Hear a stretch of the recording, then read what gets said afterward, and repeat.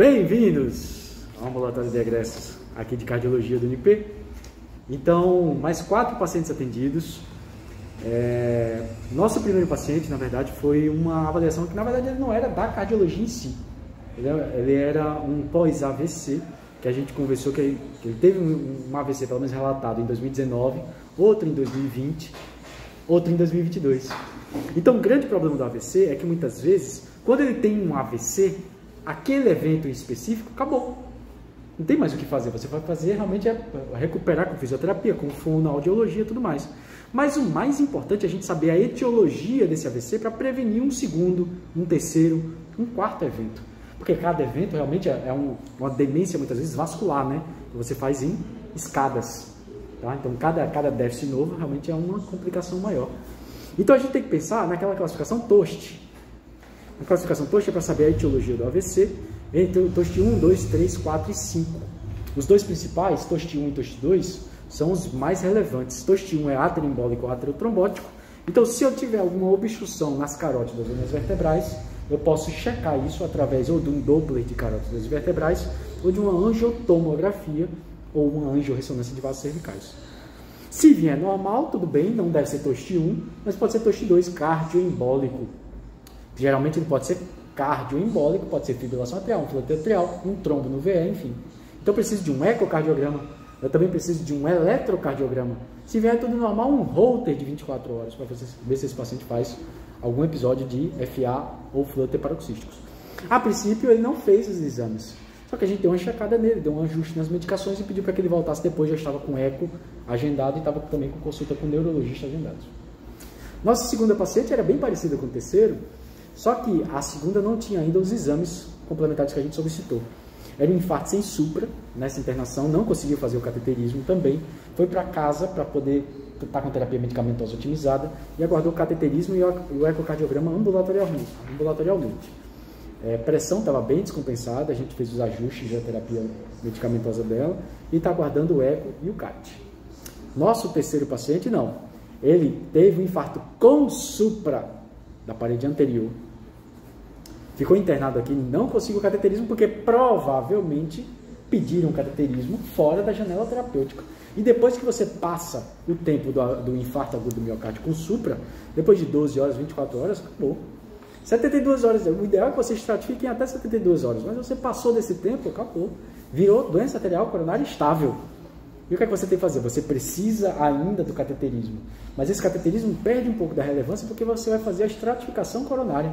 E não mais vai abrir a artéria e evitar a morte celular. Evitar as sequelas da isquemia. Então ele está aguardando o cateterismo, mas ele voltou com um ecocardiograma. E percebam que apesar dele estar em classe funcional 1, não tinha dispneia, não tinha ortopneia, não tinha edema de membros superiores, não tinha dispneia paroxística noturna, mas ele tinha fração de ejeção de 26%.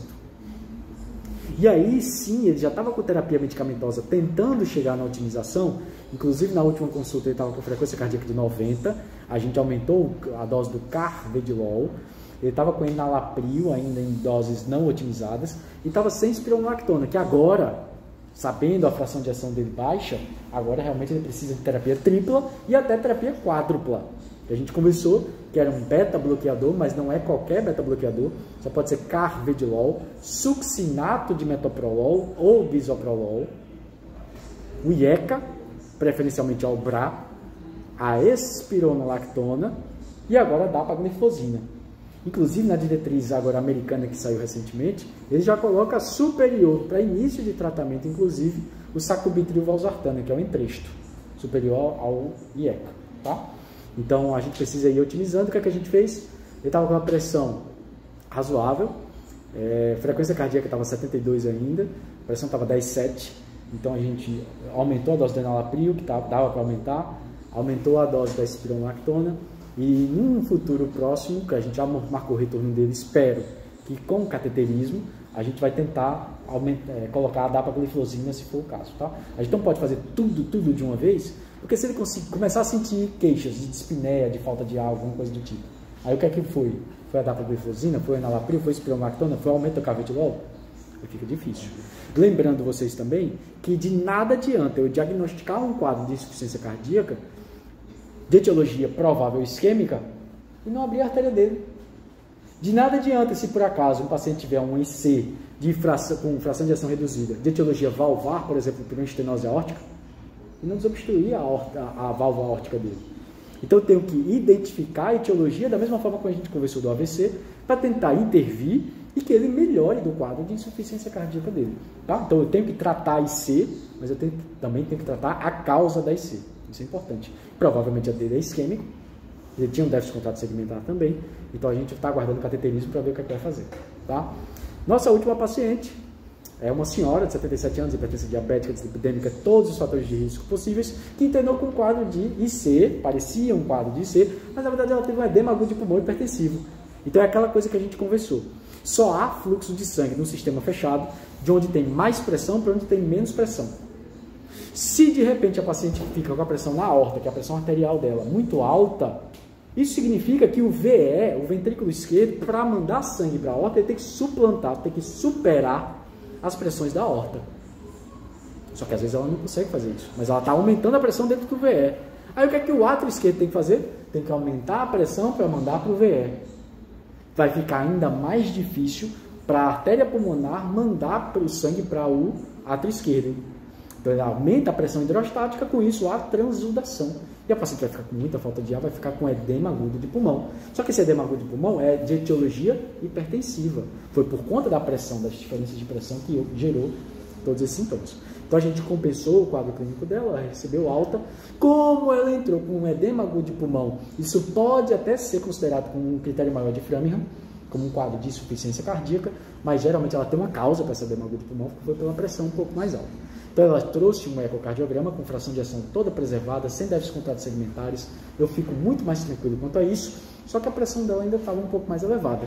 Então o que é que a gente precisa fazer agora? O que é que a gente precisa fazer? Otimizar a terapia medicamentosa, para que ela evite realmente de fazer novos picos pressóricos e novo edema agudo de pulmão hipertensivo.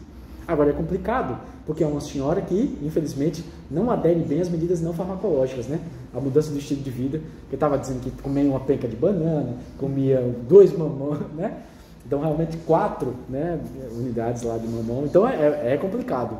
Então, isso também é importante, porque muitas vezes a gente não sabe como é que são os hábitos e costumes dos pacientes. Então, a gente tem que orientar tudo isso. Porque às vezes é só um pontinho essa parte da terapia farmacológica, que é importante também, mas se a gente não muda o todo, é um pouco mais complicado, tá? Então, 2 pacientes, infelizmente, ainda incompletos, porque ainda não tinham cateterismo. O primeiro também não tinha os exames, mas é mais neurológico, mas é importante também a gente saber essa causa etiológica do AVC, né, com TOST. E a nossa paciente aí da hipertensão para também fazer a otimização terapêutica, tá? Atualizando aí os pacientes do ambulatório de agresso dessa semana.